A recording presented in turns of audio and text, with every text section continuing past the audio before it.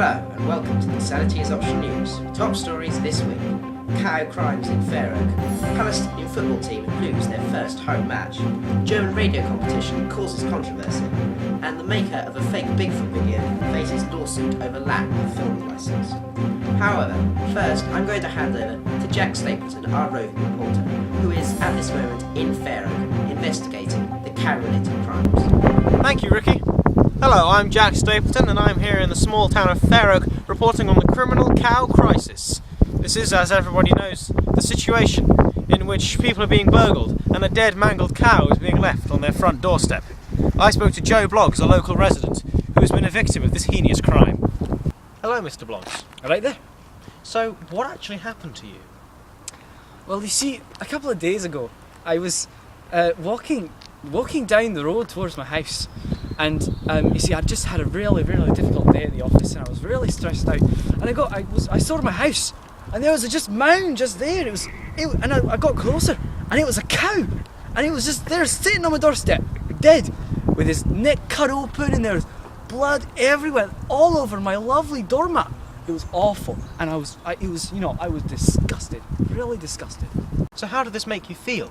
Oh, terrible, absolutely awful, because they stole my TV as well. Oh, I had this pain in my chest. That was an old TV, it was for going down the, my father gave me that. It was one of the very first TVs which we ever had in our family. And, I was really disgusted that anybody would do such a thing. I mean, I look at myself as a decent guy, but to do that, you need to be heartless and cold-blooded. So will your insurance cover you for this cow-tastrophe? This is not a laughing matter, sir. This is, I feel disgusted at you. You're just as bad as the others. And for your information, no, I got no insurance whatsoever. Apparently when I was talking to my lawyer, he told me that in the small print, cows are just not acceptable for refunds and money back for different stuff. Apparently, if you got a horse, it's okay. And if you got a bull with horns, it's fine. But no, not normal milking cows, absolutely not. And for my television, it happened to be 3:02 that afternoon, and because of that, and it happened to be on a certain day of the year, I don't get any money back from that either. It's just disgusters. So what are you going to do now? I'm leaving. I'm going off. I'm going back to Scotland, where they have the decency to put the cows in your garden. Many local people are worried that they'll be the next victim of this horrific offence. Sanity's optional correspondent Matthew Judd spoke to local police chief Sergeant Bojangles about how people can protect themselves from these vicious criminals. Thank you. So, Sergeant Bojangles, can you tell us a bit more about the recent crimes which have occurred? Well, yes, there have been roughly as many crimes as I had donuts before breakfast. And how many is that? Roughly 26. Wow. Who were the primary victims? We've got little old ladies, that really annoying fat Scottish bloke, He was not fat. and horticulturalists. What should people do to avoid being a victim? Sell everything, buy pies, give me pies. Who do you believe to be behind this? Well, we have several theories. There's either the Persian gang members or the gingers. Now, my crew, they suspect the Persian gang members, but as always, it's the gingers. They're killing our families. They're going around, they're destroying our schools, burning them to the ground. They're the cause of global warming, and in fact the gingers, it's always the gingers. It's just the gingers, the gingers, the gingers.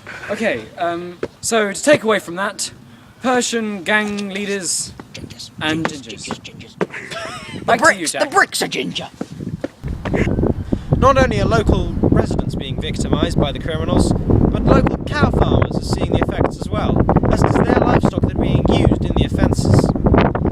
Investigative journalist Toby Penter got the details from local farm worker Miss B. Atch. Thank you, Jack. Now, Miss Biatch, when did your cows first start to go missing? About 2 months, I'd say. And how many cows have you lost? I'd say about 7. My Daisy, prize cow, she went missing. They took her. She was purple, Did you see her? Yes, I saw her. She was in Cow and Man Weekly.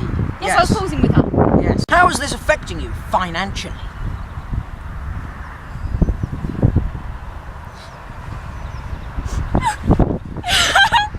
I have no cow.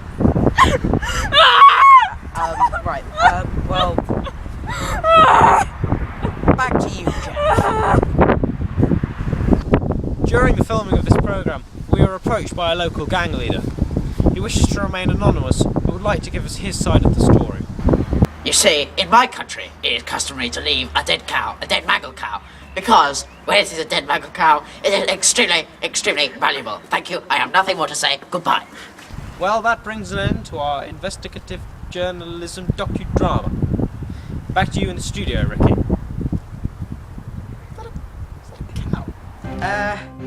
Thanks for that, Jack. That was very informative. In other news, the Palestinian international football team are kicking themselves after they lost their first match on home ground in a penalty shootout to Thailand, of all people. The manager claims that the two halves of his mind are playing out the decision to be either sympathetic or angry, but many Palestinians are grateful to even host a game. Confidence that the Palestinian team will get into the Olympics has now waned considerably. A German radio show has hosted a contest to write the best obituary, with the prize being a cheque towards their own funeral, but returns from this are dying out.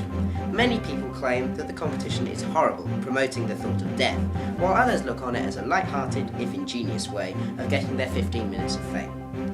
And finally, the maker of a fake Bigfoot video is suing the United States government for making him pay a fine because you need a license to film up a mountain. The man said that it was just a silly prank, and as he didn't know that he needed a license, he shouldn't have to pay the fine. The US government replied to this by simply saying that he had put his foot in it.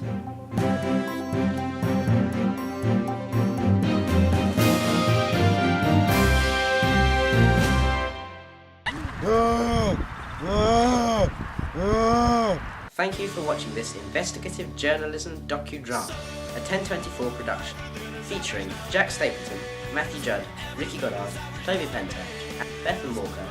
Remember, sanity is optional, but not recommended.